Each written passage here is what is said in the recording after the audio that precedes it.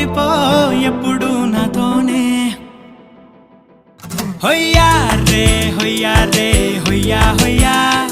నీ వల్లే పిచ్చోడిలా తయారయ్యా హొయ్యా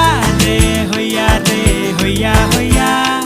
నీ వల్లే నాలోనే కల్లంతయ్యా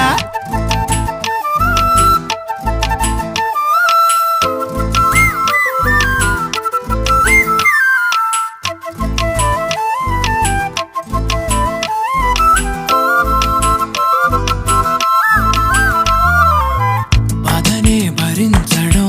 అందులోంచి బయటకి రావడం చాలా చాలా కష్టం అని ఏంటో అంతా అంటుంటారే వాళ్ళకి తెలుసో లేదో హాయిని భరించడం